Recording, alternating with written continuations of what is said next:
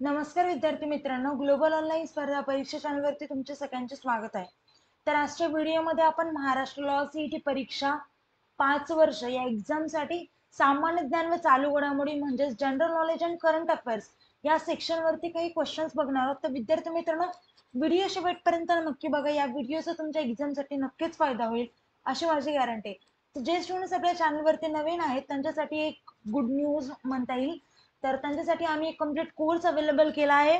त्यामध्ये तुम्हाला live video lectures, recorded lectures, full syllabus test series, त्यासोबतच 2000+ MCQ क्वेश्चन बँक आणि फुल सिलेबस नोट्स देखील मिळतील. या नोट्स मराठी आणि इंग्लिश या दोन्ही भाषेमध्ये अवेलेबल असते. एकदा का तुम्ही आमचा कोर्स जॉईन केला त्यानंतर तुम्हाला आमच्या व्हॉट्सअप ग्रुपवर देखील जॉईन केले जाईल. ओके. आणि या सर्व गोष्टी तुम्हाला खूप कमी प्राइस मध्ये अवेलेबल करण्यात आलेल्या आहेत. अजून काही कोर्स बद्दल माहिती हवी असेल किंवा कुठल्याही प्रकारचे डाऊट्स असतील तर मी स्क्रीनवरती 2 नंबर दिले आहेत, त्या नंबरवरती तुम्ही कॉन्टॅक्ट देखील करू शकता. आता हा कोर्स ऍक्सेस कसा करायचा किंवा एनरोल कसा करायचा, तर त्यासाठी global online application play store वरती जाऊन डाउनलोड करा. त्यानंतर ऍप्लिकेशन ओपन करा. ऍप्लिकेशन ओपन केल्यानंतर नाव आणि नंबर एंटर केल्यानंतर तुम्हाला असं इंटरफेस समोर येईल. इंटरफेसच्या पहा डाउनलोड साईडवरला स्टोअरचा आयकॉन असेल त्यावरती क्लिक करा. त्यावरती क्लिक केल्यानंतर तुम्हाला कोर्सेसचं पेज ओपन होईल. कोर्सेसच्या पेजच्या सर्च बॉक्समध्ये सीईटी असं टाईप करा. सीईटी टाईप केल्यानंतर तुम्हाला 4 सीईटीचे कोर्सेस अवेलेबल होतील. त्यामधला महाराष्ट्र एलएलबी 5 इयर्स हा कोर्स आपला असेल. तो कोर्स ओपन करा आणि तो कोर्स एनरोल करा. चला तर टॉपिक कडे वळूया.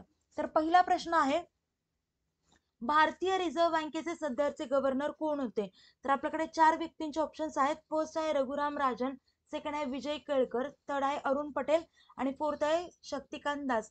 तर करेक्ट आन्सर आहे विद्यार्थी मित्रांनो शक्तिकांत दास.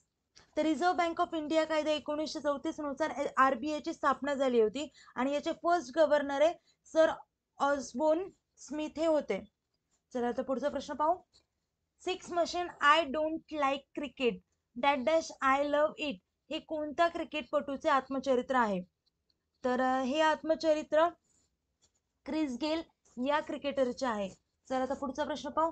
हरनाथ संधू या युवतीने 2021 ची कोणती स्पर्धा जिंकली होती? तर याच्यात आपल्याला ऑप्शन मध्ये 4 वेगवेगळ्या स्पर्धेचे ऑप्शन्स आहेत. फर्स्ट आहे मिसेस इंडिया, सेकंड आहे मिस युनिव्हर्स, थर्ड आहे मिस अर्थ आणि फोर्थ आहे मिस वर्ल्ड. तर करेक्ट आन्सर आहे मिस युनिव्हर्स. तर 1994 मध्ये मिस युनिव्हर्सचा किताब जिंकणारी सुष्मिता सेन ही पहिली भारतीय महिला होती. चला पुढचा प्रश्न पाहू.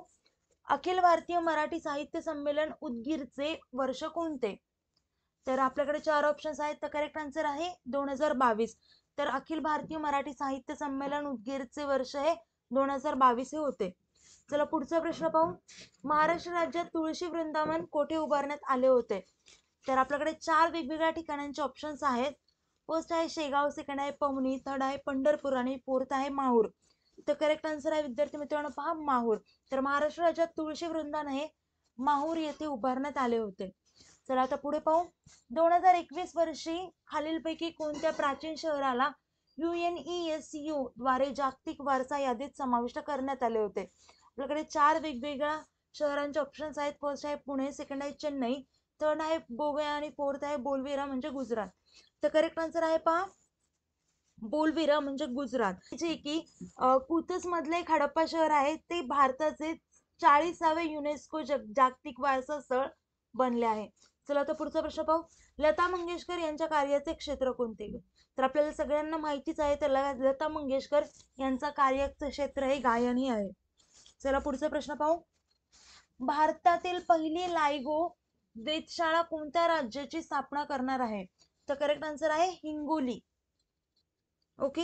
आणि तर भारतातील पहिला लायगो म्हणजे LIGO वेधशाळा ही हिंगोली राज्याची स्थापना करणार आहे. चला पुढचा प्रश्न पाहू. इंदिरा 21 सराव कोणत्या देशांच्या सैन्य दलांदरम्यान पार पाडला? तर करेक्ट आन्सर आहे भारत रशिया. आणि यामध्ये भारत आणि रशियाने नौदलाच्या वेगवेगळे सराव केले होते. देशातील पहिली अंत्योदय एक्सप्रेस कोणत्या मार्गावर धावत आहे? तर करेक्ट आन्सर आहे एर्नाकुलम हावडा. ओके. चला पुढे पाहू. खालीलपैकी कोणाची भारतीय आयुर्विमा महामंडळ LIC च्या अध्यक्षपदी नियुक्ती करण्यात आली आहे? तर करेक्ट आन्सर आहे MR कुमार. तर M.R. कुमार यांची भारतीय आयुर्विमा महामंडळ म्हणजे ज्याला आपण LIC असं म्हणतो, तर त्याच्या अध्यक्षपदी नियुक्ती करण्यात आली होती. चला पुढे पाहू.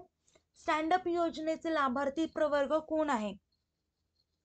तर करेक्ट आन्सर आहे अनुसूचित जाती जमाती आणि महिला उद्योजक. चला आता पुढचा प्रश्न पाहू. महाराष्ट्र केवळ महिलांसाठी देण्यात आली बस सुविधेचे नाव आहे. तर कुठलं ना काय आहे नाव? तर तेजस्विनी असं नाव आहे. चला पुढे पाहू आता. वायू प्रदूषण रोखण्यासाठी वाहनांना भारतात सध्या कोणता निकष लागू आहेत? तर करेक्ट आन्सर आहे पहा इथे BS-VI म्हणजे BS-6. पुढे पाहू. भारतातील रहिवासींना दिला जाणारा विशिष्ट असा ओळख क्रमांक म्हणजे आधार क्रमांक हा डॅश अंकी असतो. तर किती अंकी असतो? तर 12 अंकी असतो. हे तर आपल्याला माहितीच आहे. जे आपलं आधार कार्ड आहे ते 12 डिजिटचा असतो. तर करेक्ट आन्सर त्यामुळे आहे बी ऑप्शन म्हणजे 12. पुढे पाहू. डॉक्टर बाबासाहेब आंबेडकरांना डॅश वृत्तपत्र सुरू केले 1927 मध्ये. कुठलं वृत्तपत्र सुरू केलं होतं त्यांनी? तर समता हे वृत्तपत्र सुरू केलं होतं. चला पुढे पाहू. पुणे करार कोणामध्ये घडून आला? तर आपल्याकडे 4 व्यक्तींचे ऑप्शन्स आहेत पहा. लोकमान्य टिळक, महात्मा गांधी, डॉक्टर बाबासाहेब आंबेडकर, महात्मा गांधी, डॉक्टर आंबेडकर, स्वातंत्र्यवीर सावरकर आणि महात्मा गांधी आणि बॅच जिना. तर करेक्ट आन्सर आहे बी डॉक्टर बाबासाहेब आंबेडकर आणि महात्मा गांधी. तर पुणे करार हा गांधी आणि आंबेडकर यांच्या 24 सप्टेंबर 1932 रोजी येरवाडा सेंट्रल जेल पुणे येथे ब्रिटिश सरकारच्या विधानमंडळातील निवडणूक जागांच्या आरक्षणासाठी निराश वर्गाच्या म्हणजेच डिप्रेस क्लासच्या वतीने स्वाक्षरी केलेला करार आहे. चला तर पुढे पाहू. भारतीय राज्यघटनेत डॅशच्या अनुच्छेदामध्ये धर्म स्वातंत्र्याचा अधिकार स्पष्ट करण्यात आला आहे. तर करेक्ट आन्सर आहे पहा विद्यार्थी मित्रांनो 25 ते 28. आता व्हिडिओ इथेच थांबूया. थँक्यू.